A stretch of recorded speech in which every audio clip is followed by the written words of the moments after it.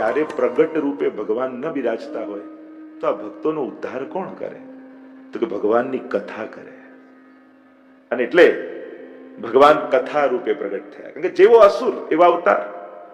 હિરણ્યકશિપુને મારવો હોય તો વરદાન જ એવા માંગ્યા કે ભગવાને નરસિંહ બનીને આવવું પડે.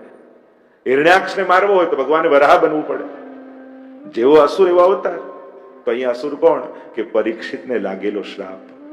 એ શબ્દરૂપ છે તો ભગવાન કથા રૂપ ધારણ કરીને પધાર્યા. જેવો અસુર શ્રાપ શબ્દમય તો અસુર શ્રાપ રૂપ છે, તો ભગવાન શબ્દમય વાંગમય રૂપ ધારણ કરીને પધાર્યા, ભાગવત રૂપ ધારણ કરીને પધાર્યા. અને જેટલા કૃષ્ણએ નથી તાર્યા ને એનાથી અનંત ગણા કૃષ્ણની કથાએ તાર્યા છે. ભગવત કથા એવી છે. સતયુગ, ત્રેતા, દ્વાપર એ બધામાં તો ભગવાને પોતે આવવું પડે. અને કલિયુગમાં ભગવાને કથાને એવી મૂકી દીધી છે કે ભગવાનને ધક્કો ખાવાની જરૂર નથી. કથારૂપ પરમાત્મા તમારા હૃદય સુધી પહોંચી જાય છે. અને એમાં પણ કૃષ્ણ ચરિત્ર હોય. ભગવાન રામ અને કૃષ્ણના ચરિત્રનું જો મારી રીતે હું ડેફિનેશન કરું તો ભગવાન રામનું ચરિત્ર એ સુવાક્ય જેવું છે અને કૃષ્ણનું જીવન ચરિત્ર એ ઉખાણા જેવું છે. અને સુવાક્ય તો વાંચવા લખવા બધાને ગમે, તરત સમજાઈ જાય. પણ કોઈ ઉખાણું હોય ને, પઝલ હોય, એને તો કોઈ સમજદાર ઉકેલીને બતાવે ને તો જ સમજાય, બાકી તો સમજમાંય ના આવે. આવું કરાય ભગવાન થઈને? આવું કોઈ ભગવાન કરતો હશે? દરેક ઘટનામાં જે પ્રશ્ન પેદા કરે એ જ કૃષ્ણ છે. દરેક ચરિત્રમાં જે પ્રશ્ન પેદા કરે છે એનો આનંદ જ એ છે. પહેલા પ્રશ્નાર્થ રૂપે કૃષ્ણ આવે અને પછી જીવનનો પૂર્ણ વિરામ બની જાય. એમ થાય પ્રેમ કરવા જેવો હોય તો આ જ છે. અને એમ લાગે કે બસ સર્વ વસ્તુ સમર્પણમ કૃષ્ણ એવ ગતિર્મમ. મહાપ્રભુજીના એ વાક્યો આપણને યાદ આવે. ઘણી વાર લોકો કૃષ્ણાશ્રય વાંચે ને તો હતાશા, ઓ સર્વ માર્ગ જાણ, બધા માર્ગ કથમ, તીર્થો કથમ, દેવતાઓ. અરે આ હતાશા માટે નથી. આ બધા જ હતાશાઓની વચ્ચે મહાપ્રભુજી કૃષ્ણાશ્રયમાં એક આશાનું કિરણ આપે છે કે આ બધું જ નાશ થઈ જશે, છતાંય એ કૃષ્ણનો આશ્રય કરીશ તો તું તરી જઈશ. કૃષ્ણાશ્રય તો પરમ આશાનું કિરણ છે કે કદાચ કલિયુગ બધાનો નાશ કરી દેશે, પણ કૃષ્ણનો આશ્રય જેણે કર્યો છે. એટલે જ સતયુગ, ત્રેતા, દ્વાપર આ બધામાં આ ચારેય યુગમાં ભગવાનનું નામ એવું છે ને એ ચારેય કાળમાં કામ કરે છે. એના પર કાળનો પ્રભાવ નથી થતો. જો હવે સતયુગનો અવતાર નથી થવાનો, કલિયુગ ચાલે છે. ત્રેતાનો, દ્વાપરનો નહીં થાય, પણ સતયુગમાં એ નામનો મહિમા હતો, દ્વાપરમાં એટલો જ, ત્રેતામાં એટલો, અને કલૌ કેશવ કીર્તના કલિયુગમાં તો વધી ગયો. અહીંયા તો કદાચ ભગવાન ન આવે એવી સંભાવનાઓ બહુ જ છે. અને એટલે ભગવાનને નામ આપી દીધું કે લે તું મારી કથા રાખ, મારું ભગવત નામ રાખ, કલિયુગમાં આ તને તારી દેશે. ગંગા જીવ ની પોકારમાં કલિયુગમાં તાકાત નથી રહી કે પોકારીને દોડીને આવી. હા, ભગવદીઓ થયા, ભક્તો છે ને, ઇતિહાસો તો લખાયા છે, પણ ભગવાનનું નામ એવું છે ક્યારે પણ નિષ્ફળ નથી જતું. આપણી તકલીફ એ છે કે આપણને તેમ થાય કે સ્વિચ દબાઈ એટલે પંખો તુરંત ચાલુ થવો જોઈએ.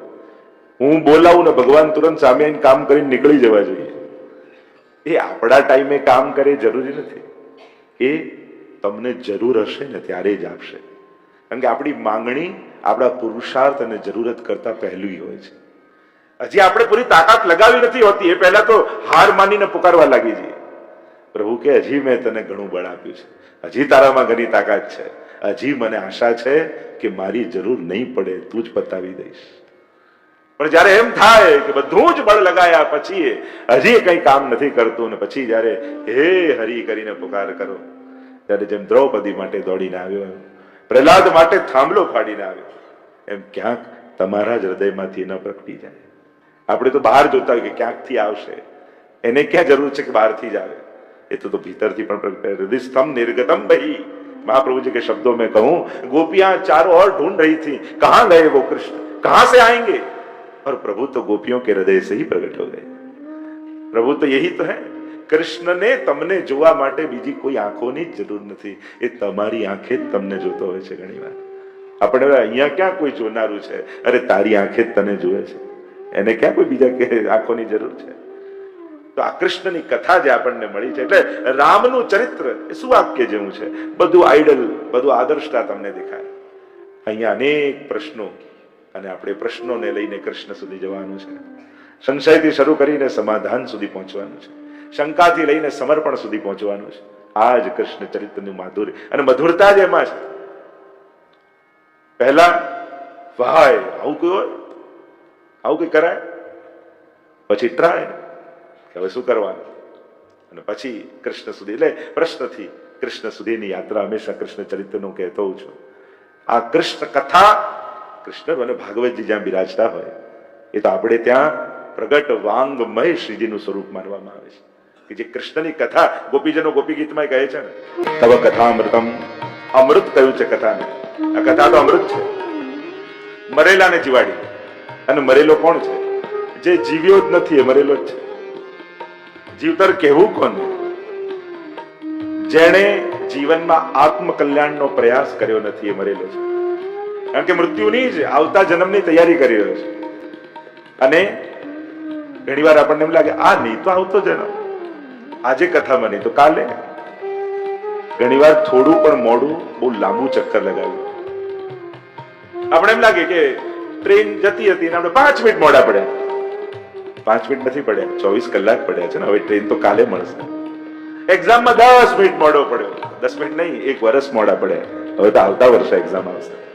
એમ એક જન્મ ચૂકી ગયા તો એક નથી, 83,99,999 જન્મ પછી આ માનવ દેહ પાછો મળવાનો છે. એટલે થોડો પણ વિલંબ કેટલા લાંબા અંતરાયનું કારણ બની જાય છે. એટલે પણ જ્યારે પણ ભગવત કાર્ય કરવા મળે, ભગવત સત્સંગ મળે, પુણ્ય કરવા મળે, સત્કર્મ કરવા મળે, બને તો મોડા ન પડતા, તક ચૂકી ના જતા. કોણ જાણે આજે ન ગયો ને આજે જ મને ઉદ્ધાર થાય એવું કંઈક આવવાનું હતું, મને સ્પર્શે એવું કંઈક કહેવાના હતા. કેટલું લાંબુ ચક્કર પડી જાય. ઘટનાઓ તો ઘણી ઘટશે દુનિયામાં, કથાઓ તો ઘણી બેસશે, કોણ જાણે સંજોગો બનશે કે નહીં.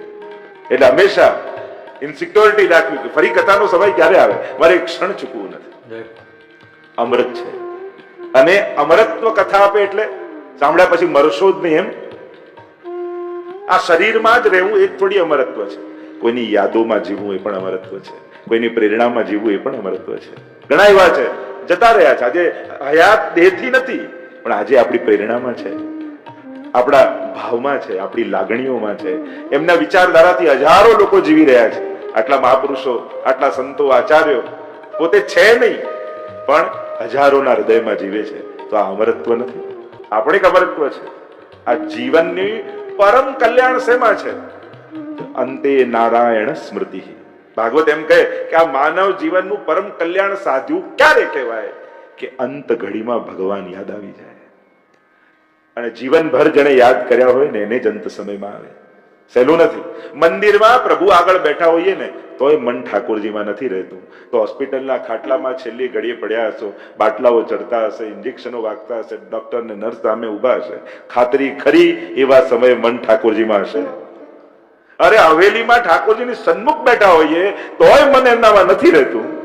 અનુકૂળ સંજોગો જ્યાં ભગવાન યાદ આવે જ એવા સંજોગોમાં બેઠા છતાંય ભગવાન યાદ નથી આવતા. તો યાદ ન જ આવે એવા સંજોગોની વચ્ચે યાદ આવે એવી ખાતરી કરી. આ તો જેને ભગવત નામ જીવા પર લીધું હોય ને. આ જો કથામાં તમે બેઠા છો, તમે 3 દિવસ બેઠા, પણ આનું થશે શું? તુરંત ચોથા દિવસે કઈ મળી જાય એ ખાતરી નથી. એની ખાતરી હું નહીં આપું, પણ એની ખાતરી ચોક્કસ આપીશ કે 3 દિવસ કથામાં બેઠા હશો ને તો છેલ્લા સમયે ભગવાન તમારી આંખોની સામે ચોક્કસ બેસી જશે, જીવા પર આવીને ચોક્કસ બેસી જશે. આ ઇન્વેસ્ટમેન્ટ એવું છે કે આ સમય પાકશે ક્યારે? જ્યારે જવાનો સમય આવશે ત્યારે. ભગવત નામ, ભગવત સેવા, ભગવત કથા તમારું કદાચ જીવન ન સુધારી શકે તો વાંધો નહીં, પણ તમારું મૃત્યુ ક્યારે બગડવા નહીં દે, આ ખાતરી છે. જેણે પણ અજાણતામાં પણ ભગવત નામ લીધું છે એનું ભગવાન મૃત્યુ નહીં બગડવા દે. કારણ કે મહત્વનું છે છેલ્લી ઘડીઓ, અંતિમ તકો. ત્યારે ભગવાન આ સમયને યાદ કરી એ સમયે ક્યાંક જીવા પર આવી જશે. કોઈ વૈષ્ણવ બનીને આવી જશે, કોઈ ગુરુ બનીને આવી જશે, કોઈ ચિત્ર બનીને આવે. છેલ્લે કાંઈ નહીં તો ટીવી સામે હશે ને તો અંત સમયમાં કોઈ ભગવાનની સિરિયલ ચાલતી હશે અને કૃષ્ણ યાદમાં આવી જશે, સ્મરણમાં આવી જશે. આ ભગવત નામ લઈને ભગવત કથામાં જે આવીને બેઠો છે જેણે ભાગવત સાંભળ્યું છે, ભગવાન ક્યારે એની અધોગતિ નથી થવા દેતા. અને વિચાર કરો ને પરીક્ષિત મહારાજ, આગળ આવશે દસમા સ્કંદમાં જયારે પ્રવેશ કરીશું, કયું પુણ્ય પરીક્ષિત મહારાજે કર્યું? આપણે કહીએ બહુ પુણ્યો કર્યા હોય ને એને કથા મળે. પરીક્ષિત મહારાજે તો પાપ કર્યું હતું. પુણ્ય કર્યું તું, પાપ કર્યું ને. પેલા ઋષિના ગળામાં, કથામાં હું જતો નથી પણ ભાગવતની કથા લગભગ બધાએ સાંભળી છે કે મરેલો સર્પ ઋષિના ગળામાં નાખ્યો અને શ્રાપ લાગ્યો કે 7મા દિવસે તને તો જીવતું જ સર્પ આવીને દંશ દેશે. અપરાધ જ કર્યો ને, સત્કર્મ તો કર્યું નહોતું. જો એમ કહેતા હો કે પુણ્યથી કથા મળે તો આપણે તો પાપ કર્યું, છતાંય ભગવાન કથા રૂપે આવી ગયા, પધાર્યા ને પ્રભુ. કારણ પાંડવના પુત્ર છે. પૂર્વજોએ કરેલી સેવા અને ભક્તિ સંતતિને સુખ રૂપે ભગવાન આપતા હોય છે. એટલે ઘણી વાર આપણને એમ થાય કે આપણે તો કાંઈ કર્યું નથી. અરે તે નથી કર્યું, પણ તું જેના કુળમાં પેદા થયો છે ને એ તારા વડીલો ઘણું પુણ્ય મૂકી ગયા છે. ઘણાના વડીલો પૈસા ભલે ન મૂકી ગયા હોય પણ પુણ્ય એવા મૂકી જાય ને કે બાળકો સુખ કાંઈ કર્યા વગર પણ સુખ જીવનમાં આવ્યા જ કરે. કાંઈ કર્યા પણ ભક્તિ અને સત્કર્મોની તકો ભગવાન એમને આપ્યા જ કરે. આપણે લાગે કે આપણે તો કાંઈ નથી કર્યું, છતાંય હા વડીલો મૂકી ગયા છે. આમ પાંડવના પુણ્યોને જોઈ આ તો આમનું બાળક છે. એટલે જ હું વારે ઘડીએ કહેતો હોઉં, વૈષ્ણવ કુળમાં જન્મ લેવો એ પણ સાધારણ ઘટના નથી. એ તમારા વડીલોના અને તમારા પૂર્વ જન્મના પુણ્યો છે કે કોઈ વૈષ્ણવ કુળમાં તમારો જન્મ થયો છે. આને આકસ્મિક ઘટના ન માનતા, આ ભગવાનનું તો આયોજન જ છે. સુચિનામ શ્રીમતામ ગેહે, ગીતાજીમાં ભગવાન કહે કે હું એવા ઘરે જન્મ આપું કે જ્યાં મારી ભક્તિ કરવાની બધી અનુકૂળતા હોય. કારણ કે તમે જન્મ લીધો અને બોલતા થયા ને તોય મા બાપ બેટા રાધે રાધે બોલ, રાધે રાધે બોલ. કારણ આ પરિવારમાં છે. અન્નપ્રાશન કરાવવાનું આવ્યું તો ઠાકોરજીને ધરેલી પહેલું આપણે લેવડાવીએ. ચાલતા થયા ને તો ચલો આને ચાલી લઈને હવેલી લઈ જઈએ. હવે ચાલતો થયો. આપણી શરૂઆત જ જીવનની ભગવાનથી જોડાયેલી. કારણ વૈષ્ણવ કુળમાં જન્મ થયો છે. એટલે તમને તો સીધી કૃષ્ણ ભક્તિ મળી. નહીં તો શાસ્ત્ર એમ કહે છે કે કેટલા દેવતાઓ, પિતૃઓ, દેવી આ બધું કરતા કરતા જઈને છેક છેલ્લે કૃષ્ણ ભક્તિ મળે. અને તમને તો જન્મતાની સાથે જ લાલો ખોળામાં રવાડવા મળ્યો. આ તમારા વડીલોના આશીર્વાદ. એટલે બેટા લાલનને આજે તું લે, લાલનની ગાય તું રમ, તું ઠાકોરજીને લે ઘૂઘરા વગાડ. નાનપણમાં પ્રભુને ખેલાવતા ખેલાવતા મોટા થયા. તો આ ઘટના તો ભગવત કૃપા છે સુતરિયા પરિવાર પર. એમના તો વડીલો કેટલા પુણ્ય, એમના આખા પરિવારને કુટુંબ થકી આખું એમ કહેવા જાવ તો ખડાયતા સમાજમાં ખૂબ અગ્રગણ્ય પરિવાર રહી અને અનેક પ્રકારના સત્કર્મો થયા છે. અને હું માનીશ કે આ વડીલોના આશીર્વાદ રૂપ આ કથા તમારા પરિવારમાં આવી છે. શ્રીનાથજી બાબા પ્રસન્નતા અભિવ્યક્ત કરે. જ્યારે પણ આપણા હાથે પુણ્ય થાય, ભક્તિ થાય, સેવા થાય ત્યારે માનું આજે ઠાકોરજી મારા પર બહુ રાજી છે. કથા કરાવીને રાજી નહીં થાય, એ રાજી થયો તો આપણા થકી કથા થઈ છે. આજે બહુ પ્રસન્ન થયો છે આપણા ઉપર. એની આ પ્રસન્નતાની નિશાનીઓ છે આ બધી. ભગવાન રાજી થાય ને ત્યારે આપણા તે પુણ્ય, સત્કર્મ, ભક્તિ, કથા, સેવા, મનોરથ આ બધું થાય તો માનું ઠાકોરજી મારા પર બહુ રાજી છે. તો એ રાજીપો પ્રભુનો 3 દિવસ આપણે માણવાનો છે એની કથા કરીને કે અમારા પરિવાર પર પ્રભુના 4 હાથ છે. અને એનો આ પ્રમાણ રૂપ અમારા ઘરમાં પ્રસંગ આવ્યો છે. અને આ પ્રસંગ અમારે મહામહોત્સવ બનાવી બધાને વાંટવો છે. કારણ કે વૈષ્ણવની વૃત્તિ એ જ હોય કે એના જીવનની ખુશી એ ઉત્સવ બનાવીને વાંટતો હોય છે બધાને. કે અમારી પ્રસન્નતા, અમારા પર થયેલી કૃપા અમારે બધાને કથા રૂપે પ્રસાદ લેવડાવીને અમારા આનંદને અમારે વાંટી દેવો છે. પ્રવેશ કરીએ સીધા કૃષ્ણ કથા તરફ આગળ વધીએ. દશમ સ્કંદ આપ બધા જ જાણો છો. ભાગવત એ વાંગમય સ્વરૂપ ભગવાનનું. દ્વાદશાંગ વહી પુરુષ, ભગવાનના 12 અંગ વેદે કયા છે અને ભાગવતના પણ 12 સ્કંદ શ્રીનાથજી બાબાના અંગરૂપ. પહેલો અને બીજો સ્કંદ બંને ચરણ, ત્રીજો અને ચોથો સ્કંદ બંને બાહુ, પાંચમો અને છઠ્ઠો સ્કંદ બંને જંગાઓ, સપ્તમ સ્કંદ મુષ્ટિકા વાળો હાથ, આઠમો અને નવમો સ્કંદ બંને વક્ષસ્થળ, દશમ સ્કંદ હૃદય, એકાદશ સ્કંદ મસ્તક, 12મો સ્કંદ ઊંચો ઉઠેલો હા. આમ 12 અંગ વાળા શ્રીનાથજી બાબા નાથ દ્વારા જાઓ તો આંખોથી હૃદયમાં ઉતરે. ભાગવત કથામાં જાઓ તો એ કર્ણથી હૃદયમાં ઉતરે. એનું નામ જ છે ને કાનુડો. જે કાન દ્વારા હૃદયમાં ઊંડો ઉતરી જાય એ જ કાનુડો છે. આ કથામાં કાનુડો આપણા હૃદયમાં આપણે આ પધારાવે છે ને તે કર્ણ દ્વારા. કારણ કે બાકી બધા દ્વારો કદાચ બંધ કરી દઈએ, કાનને પોતાની રીતે બંધ કરવાનો કોઈ રસ્તો નથી. આંખ બંધ કરી શકો પોતાની રીતે, મુખ બંધ કરી શકો પોતાનું, કાન બંધ કરીને બધા આંગળી વગર તો બંધ ના કરી શકો. એટલે પ્રભુએ કહ્યું બધા દરવાજા બંધ કરીને આ બે બારી તો મારી પાસે રાખીશ. એ ચોર જ છે ને, અને ચોર હોય ને બારીઓ ગોતતો જ હોય. એ સીધો મેઇન ડોર થી ના આવે. આપણને એમ થાય કે હું જપું છું, આમ કરું છું, સત્કર્મ કરું, આ એની કઈ ખિડકીથી પ્રવેશ છે એને જ ખબર છે. તો પ્રભુ આપણા સુધી પહોંચવાના રસ્તાઓ એ જ ગોતી લેતા હોય છે. કૃષ્ણની વિશેષતા જે છે ને એ ભક્તો સુધી પહોંચે છે. આ દશમસ્કંદમાં જે કૃષ્ણ જીવનની યાત્રા આપણે સાથે સાથે કરીશું ને, આપણે બધા દ્રષ્ટા બની જઈશું. કૃષ્ણને જેમ જાણે સારસ્વત કલ્પમાં પહોંચી જઈશું, અને સારસ્વત કલ્પમાં જો વ્રજમાં જાઓ તો પેલા ગોકુલ લઈ જાય, અહીંયા લઈ જાય, અહીંયા લઈ જાય, આ લીલા થઈ, આ લીલા થઈ, આ લીલા થઈ, એમ કથામાં પણ બેઠા હો ને ત્યારે જેમ વ્રજમાં ક્યાંક તમે કથામાં જઈને લોકો કહે કે આ લીલા ચિહ્નો તમે જુઓ બધા ત્યાં, અને અહીંયા તો મનની આંખોથી દર્શન કરશો મારી સાથે. હું તમને બતાવતો જઈશ આનંદ મહોત્સવ આમ થયો, આમ ગોપીઓએ કર્યું, આમ નંદ મહોત્સવે દાન કર્યા, નંદ બાબાએ, ઠાકોરજી આમ માટી ખાધી, ઠાકોરજી આમ દોડ્યા, પ્રભુએ અહીંયા રાસ લીલા કરી, દાન લીલા કરી, અને એક એક એક એક કૃષ્ણ લીલાના દર્શન કરતા કરતા ગોકુળથી મથુરા, મથુરાથી પાછા દ્વારિકા, હસ્તિનાપુર, બધે જ કૃષ્ણ સાથેના, એટલે કે કૃષ્ણ સાથે રહી કથા દ્વારા આપણે એમના જીવનનું દર્શન કરીએ છીએ. આટલા હજારો વર્ષ બાદ પણ જે પ્રગટ દર્શન કરાવે એનું નામ જ કથા છે. તમને એમ નહીં લાગે કે તમે મુંબઈ બેસીને કથા સાંભળો છો, તમને એમ જ લાગશે કે તમે ગોકુળમાં છો અને નંદ મહોત્સવ તમારી આંખે જોઈ રહ્યા છે. કથાની આ જ વિશેષતા છે. એ તમને શ્રોતા નથી બનાવતું, ભલે કાનથી સાંભળો છો પણ આંખથી દ્રષ્ટા બનાવે છે તમને, કે તમે પોતે એ ભાવ તમને થાય કે તમે ગોકુળમાં જ છો. આ જ એનો આનંદ છે. અને ગોકુળ પણ અત્યારનું કલિયુગનું ભૌતિક ગોકુળની અનુભવ કરાવશે સારસ્વત કલ્પનું આધિદૈવિક ગોકુળ. આ કથાની વિશેષતા છે. એટલે કે એક ટાઈમ મશીન જેવું છે. અહીંયા બેસી જાઓ ને એટલે સીધું આ મશીન ફરતું ફરતું તમને સારસ્વત કલ્પમાં લઈ જશે, કે જ્યાં કૃષ્ણ પ્રગટ થવાની પ્રતીક્ષા કરી રહ્યા છે. તો આ દશમસ્કંદની ગાથા ભગવાનનું હૃદય છે. બાકી બધા અંગો દેખાય, દિલ દેખાય નહીં. દિલ, હૃદય તો અનુભવાય. આપણે આનું દિલ બહુ મોટું છે. અરે બીમારી કેવાય દિલ મોટું હોય તો ડોક્ટરને બતાવવા જવું પડે તો કહેવાય ભૌતિક રીતે બીમારી કહેવાય, હાર્ટ પોળું થાય છે. કોઈ કાર્ડિયોલોજીસ્ટ બેઠા હોય આ તો ક્યાં માંદગી કહેવાય. પણ એ જ આધ્યાત્મિક માર્ગમાં ગુણ છે. જે ભૌતિક જગતમાં દોષ છે, આનું દિલ બહુ મોટું છે. અને એટલે ભગવાનનું દિલ બહુ મોટું છે. બાકી બધા સ્કંદો નાના. દસમો સ્કંદ 90 અધ્યાયનો મોટો. ભગવાનના હૃદયમાં બધા માટે જગ્યા છે. આપણે ના પાપી, આ અસુર ને આ ને આ. મગર હૃદય જો આ કલિયુગની વિશેષતા શું છે? સતયુગમાં દેવતા અને દાનવોના લોક બધા જુદા હતા. આ દેવોનો લોક, આ દાનવોનો લોક. પછી આવ્યું દ્વાપર, તો દેવતા અને દાનવોના એક જ લોકમાં મૂકી દીધા ભગવાન, આ ભૂલોકમાં.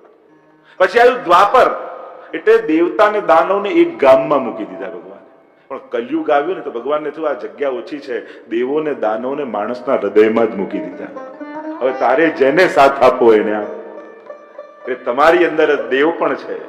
બે અવાજ કલયુગમાં દરેકના મનમાંથી આવશે, એક દેવતાની અને બીજી દાનવની. લઈ લે ના લેવાય, ખાઈ લે ન ખવાય, જા ના જવાય.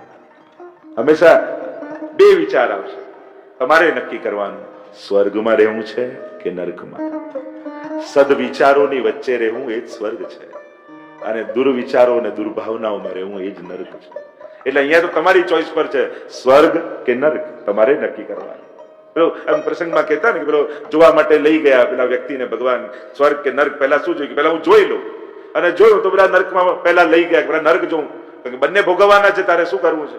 અને નર્ક જોઉં અને બધાની સામે સોનાની થાળી પડી છે, સુંદર ભોજન પડ્યા છે, પણ કોઈ ખાઈ શકતું નથી, બધા ભૂખ્યા રડે છે. કારણ કે કોઈના ખૂણા કોણીઓ વળતી નથી નર્કમાં, સીધા જ આવે, બધા રડે છે. હવે સ્વર્ગ બતાવો. અને સ્વર્ગ ગયા, જોયે તો સોનાની થાળી છે, એ જ ભોજન, સેમ સિચ્યુએશન, પણ બધા આનંદ કરી રહ્યા છે. તો કેમ? કે ત્યાંય ખૂણા વળતા નથી, ત્યાંય કોણીઓ વળતી નથી, પણ ખુશ કેમ છે? તો કે આ સામેવાળાને ખવડાવે છે, સામેવાળો આને ખવડાવે છે. આ જ સ્વર્ગ છે. સંજોગો આજ રહેવાના છે. ખાવાની વૃત્તિ વાળા રહેશો તો નર્કમાં રહેશો, ખવડાવવાની વૃત્તિ વાળા બનશો તો આજ તમારું સ્વર્ગ બની જશે. એટલે સંજોગો આજ રહેવાના છે, પરિસ્થિતિ આજ છે. તમારે સ્વર્ગમાં રહેવું કે નર્કમાં એ તમારે નક્કી કરવાનું. તો ભગવાને આ બંને વૃત્તિઓ તમારી માણસની અંદર જ મૂકી દીધું છે. આइए चलते हैं दशम स्कंद की कथा, कृष्ण चरित्र में 90 अध्याय महाप्रभुजी सुबोधनीजी લખ્યા છે. સાત પ્રકારે મહાપ્રભુજી ભાગવત ગૂઢાર્થ પ્રકાશન પરાયણાય નમઃ. સર્વોત્તમ સ્તોત્રમાં તો ગુસાઈજી કેટલું બધું મહાપ્રભુજી માટે ભાગવત પિયુષ સમુદ્ર મથનક્ષમ, ભાગવત રૂપી અમૃતનો સાગર મહાપ્રભુજી મંથન કરીને આપણને નવનીત રૂપે પુષ્ટિ માર્ગ આપ્યો છે. ભાગવત સુધારસ મત કે અપનો પંથ જટાયો, તુમ શરણાગત આયો શ્રી વલ્લભ, તુમ શરણાગત આયો. મહાપ્રભુજીએ આ પુષ્ટિ ભક્તિને ભાગવતનું દોહન કરી જે માખણ નીકળ્યું એ પુષ્ટિ માર્ગ રૂપે આપણને આપ્યું છે. એટલે આપણી ભક્તિ એટલે ભાગવતી ભક્તિ, જે ભાગવતમાં વ્રજ ભક્તોની ભક્તિ બતાવી છે એને જ આપણે પુષ્ટિ માર્ગ કહીએ છીએ અને પુષ્ટિ ભક્તિ કહીએ છીએ. શ્રી મહાપ્રભુજી સાત પ્રકારે અર્થો કરીને બતાવ્યા. શાસ્ત્રે સ્કંદે પ્રકરણે અધ્યાયે વાક્ય પદેક્ષરે એકાર્થ સપ્તદાજાનન અવિરોધેન મુચ્યતે. ભાગવતાર્થ પ્રકરણ અને સુબોધિનીજી આ બંને દ્વારા સાત પ્રકારે એકાર્થ કર્યો મહાપ્રભુજી. સાતેનો એક જ અર્થ છે એમ કરી જે વેદમાં છે એ જ ગીતાજીમાં છે, એ જ બ્રહ્મસૂત્રમાં છે અને એનો જ વિસ્તાર શ્રીમદ ભાગવત છે. આમ ભાગવતને વેદનું ફળ જે નિગમ કલ્પતરોર ગલિતમ ફલમ શુકમુખાદમૃત દ્રવ સંયુતમ પીબત ભાગવતમ રસમાલયમ મુહુરહો રસિકા ભૂઈ ભાવુકા. ભાગવતના મંગલાચરણમાં જ આવ્યું વેદ રૂપી વૃક્ષ ઉપર લાગેલું ગલિત ફલ એ શ્રીમદ ભાગવત છે. એટલે ભાગવત ફળ છે અને ફળનો આસ્વાદ આપણે બધા કરતા હોઈએ છીએ. દસમ સ્કંદ નો પરિચય મહાપ્રભુજી પ્રકરણ વિભાગ દ્વારા ચતુર્વિશ્ચ ત્રિભિષ તથા ષડભી વિરાજતે અવસવ પંચદાર દેવમ મહાપ્રભુજીની વાણીથી શરૂ કરું છું. આપણે વૈષ્ણવ અને વૈષ્ણવ અલૌકિક અને લૌકિક આ બંનેનું સમાધાન આપણને ક્યાંથી કાઢવાનું? તો કે આપણા ગુરુની વાણીથી. હું તો કહું સંસારમાં પણ કોઈ મૂંઝવણ આવે, પ્રશ્ન આવે તો મનોકલ્પિત રીતે અર્થઘટન યા સાર યા રસ્તો કાઢવા જવા કરતા મહાપ્રભુજીના વિચારોને માધ્યમ બનાવજો, મહાપ્રભુજીની વાણીને માધ્યમ બનાવજો. કે એક વૈષ્ણવના જીવનમાં આવા સંજોગો આવે તો એને શું કરવું જોઈએ? વ્યક્તિ બનીને કાઢવા જશો સમાધાન તો સંઘર્ષ સિવાય બીજું કંઈ નહીં મળે. વૈષ્ણવ બનીને સમાધાન કાઢશો તો જીવનમાં શાંતિ આવશે. એક મહાપ્રભુજીના સેવકે આવા સંજોગોમાં શું કરવું જોઈએ? અને ત્યારે પછી ષોડશ ગ્રંથ જ્યારે તમે ખોલો છો, એ નવરત્ન હોય, વિવેક ધૈર્યાશ્રય હોય, એ અંતઃકરણ પ્રબોધ હોય, અને પછી જ્યારે સમાધાન શોધો છો ને, વસ્તુ મળી કે ન મળી એટલું મહત્વનું નહીં રહે, પણ મેં મારા ગુરુની આજ્ઞાને પાળ્યું એનો સંતોષ ચોક્કસ મળશે. કારણ કે વસ્તુઓ સુખ આપતી હોત ને તો વસ્તુઓ ઘણા પાસે છે. સમજણ સુખ આપે છે. વસ્તુઓથી સુખી થવા જશો ને તો આજે છે ને કાલે નહીં રહે. સમજણથી સુખી થશો તો કાયમ સુખી રહેશો. સંજોગો બદલવા આપણા હાથમાં નથી હોતા, સમજણ બદલવી આપણા હાથમાં ચોક્કસ છે. તો ઘણી વાર એટલે જ કહું ને કે ઘટનાઓ આપણા હાથમાં નથી, પણ એના અર્થઘટન આપણા હાથમાં ચોક્કસ છે કે આ ઘટનાનો અર્થ શું કરવો. એ જો શીખી જઈએ તો જીવનમાં ઘણા બધા સમાધાનો જીવનમાં મળી જાય. અને ભાગવતની આ લીલાઓ દ્વારા ભગવાન આપણને એ શીખવાડશે. અંગ પ્રભુના ચરિત્રમાં જોશો તો પ્રભુએ બધું ધાર્યું વિચાર્યું એવું જ ઘટતું ગયું એવું નથી. પ્રભુની લીલા કેવી છે, બધી જગ્યાએ વિપરીતતા કૃષ્ણ ચરિત્રમાં દેખાશે, પણ છતાંય પ્રભુ સદાય આનંદમાં છે, ઉત્સવમાં છે. કૃષ્ણનો અર્થ જ થાય છે. જો કૃષ્ણ ચરિત્ર છે તો આ બંને શબ્દોને જો ડિફાઇન કરું, પહેલો શબ્દ છે કૃષ્ણ, અને કૃષ્ણ તાપનીય ઉપનિષદમાં કૃષ્ણ શબ્દની વ્યાખ્યા કરવામાં આવી. કૃષિર ભૂવાચકો શબ્દ ણશ્ચ નિવૃત્તિવાચક તયોરૈક્ય પરબ્રહ્મ કૃષ્ણ વિધીયતે. કૃષ્ણ શબ્દનો અર્થ થાય કૃષિર ભૂવાચ, ભૂ સત્તાયામ. કૃષ્ણનો અર્થ થાય સર્વત્ર સત્તા, અને ષ્ણનો અર્થ થાય આનંદ. જેની આનંદ રૂપ સત્તા સર્વત્ર વ્યાપ્ત છે એ જ કૃષ્ણ છે. અને એ કૃષ્ણનું ચરિત્ર. અને એટલા માટે થોડીક કૃષ્ણ ચરિત્રમાં પ્રવેશ કરતા પહેલા થોડાક નિયમો સમજાવી દઉં તો જ તમે કૃષ્ણ ચરિત્રને ન્યાય આપી શકશો. સૌથી પહેલી વાત, કૃષ્ણ ભાગવતમાં કે કોઈ ગ્રંથોમાં કોઈ મહાપુરુષ, કોઈ મહાન વ્યક્તિ, કોઈ આદર્શ મહામાનવ એ રીતે આલેખાયા જ નથી. કૃષ્ણ એટલે કોણ? ભાગવત સ્પષ્ટ કહે છે કૃષ્ણસ્તુ ભગવાન સ્વયં. આ ભગવાન છે. સૌથી પહેલા આ સ્પષ્ટ દરેકને હોવું જોઈએ. હું કોઈ વ્યક્તિ યા મહામાનવ કે કોઈ મહાપુરુષ કે કોઈ સંત કે કોઈ મહાત્માની કથા કરવા નથી જઈ રહ્યો. કારણ કે કોઈ સંત મહાત્મા મહાપુરુષ આવી લીલા ન કરી શકે. એ લોકો શ્રેષ્ઠ કર્મો કરે છે, લીલા કેવલ ભગવાન કરે છે. કારણ કે આમાં કોઈ કર્મનું ઉલ્લેખ નથી, આમાં ભગવાનની લીલાઓના ચરિત્રોના ગાન છે. અને કર્મ અને લીલા સમજનો ભેદ સમજવો નિતાંત આવશ્યક છે. એટલે આ ભગવાન છે. આપણે હિન્દુઓ જ ક્યાંક એવું કહી શકે પોતાના ભગવાનના કોઈ વ્યક્તિ કે બીજા કોઈ ધર્મ વાળા પોતાના ભગવાનને મનુષ્ય બનાવવાનો ક્યારેય પ્રયાસ કરતા નથી. ભગવાન એટલે ભગવાન. ભગવાન શબ્દને સમજી જાઓ, આ ભગવાન છે, મનુષ્ય નથી. એટલે આ ક્લિયર હોવું જોઈએ. તમારા ઘરે લાલન બિરાજે છે એ પોતે જ ભગવાન છે. આકાશમાંથી નહીં આવે, ક્યાંથી પ્રગટ નહીં થાય. મહાપ્રભુજી એમ નથી કહેતા આમાંથી ઠાકોરજી પ્રગટ થશે. મહાપ્રભુજી કહે છે આ જ ઠાકોરજી છે. અને જેને ભજો છો એમાં જ અવિશ્વાસ કરશો તો એ ક્યારે અનુભવ નહીં કરાવે. હે ભગવાન દર્શન ક્યારે આપશો? આપી રહ્યો છે કોણ છે? પ્રભુ સામે પ્રશ્ન કરશે. કોઈ કે આ મૂર્તિ ભગવાન છે? ના, કોઈ મૂર્તિમાં તાકાત નથી કે ભગવાન બની શકે. કોઈ મૂર્તિમાં તાકાત નથી. પણ ભગવાનમાં એ તાકાત છે કે તમારા ભાવને સાચવવા માટે મૂર્તિ બનીને તમારા ઘરે બિરાજી શકે. એટલે ઠાકોરજી લાલન બનીને તમારા ઘરે બિરાજેલો છે. આ મૂર્તિ લાલન નથી બનવાની. આ ઠાકોરજીનું જે સ્વરૂપ છે એમાંથી ભગવાન નથી પ્રગટ થવાના. ભગવાન સ્વરૂપ બનીને બિરાજ્યા છે. હંમેશા એવો વિચાર રાખજો. આસમાન જમીનનો ફરક છે આ બે વાતમાં. શબ્દોના થોડાક જ ફરક છે, પણ એ ફરકથી ભક્તિમાં ફરક પડી જાય છે. એટલે આ સ્પષ્ટ હોવું જોઈએ. મહાપ્રભુજી જે આજ્ઞા કરે છે, સાક્ષાત પ્રભુ નંદ નંદન યશોદોત્સંગ લાલિત, યશોદાજીના ગોદમાં ખેલનારા પ્રભુ જ તમારી ગોદમાં ખેલી રહ્યા છે. એક સેકન્ડ માટે પણ અન્યથા ભાવ નહીં આવવો જોઈએ. પ્રભુમાં ત્રણ ભાવ ક્યારે નહીં લાવવા. સૌથી પહેલો અપ્રગટતાનો ભાવ. ઠાકોરજી જુદા અને આ ઠાકોરજી લાલનનું સ્વરૂપ જુદું, મૂર્તિ જુદા, ચિત્ર જુદા. બે અભેદ કરીને જાણવા. મહાપ્રભુજી આજ્ઞા કરે છે ગ્રંથમાં, જ્યાં ઠાકોરજીનો હાથ છે એ જ આમનો હાથ છે, ત્યાં જ હાથ છે. જ્યાં પ્રભુનું આમનું ચરણ છે એ ત્યાં જ ઠાકોરજીનું ચરણ છે. એ સર્વાંગ પ્રભુ જ તમારી સેવા સ્વીકારે છે. ભેદ બુદ્ધિ કાઢી નાખો. સૌથી પહેલા પ્રગટ લાલન બિરાજે છે, એ જ કૃષ્ણ છે. આ પ્રગટતાનો ભાવ. બીજો વિપરીતતાનો ભાવ, ત્રીજો અસમર્થતાનો ભાવ. એક અસમર્થતાનો ભાવ કેવા? આટલા નાનકડા લાલન આટલો મોટો 56 ભોગ કઈ રીતે આરોગી શકે? એમ થાય ને આપણે. લાલન તો આટલા નાનકડા છે અને 100 ડબ્બાનો 56 ભોગ. એ ભગવાન છે. એ મિશ્રીમાં પણ ઓડકાર લઈ લે અને 100 ડબ્બામાં ભૂખ્યો રહે એવો છે. એ 100 ડબ્બા ભરવાનું તો કે ના, મને તો હજી ભૂખ લાગી. આની ઓર કેવા શસ્ત્ર પૂજા ધરીને ગિરાજ બાબા પ્રગટ થયા. બધું ધર્યું, ખતમ થવા લાગ્યું. ગભરાયા વ્રજવાસીઓ અને માટલું ઉચકી ઉચકીને ભાગવા લાગે કે આ તો પ્રસાદે નહીં છોડે.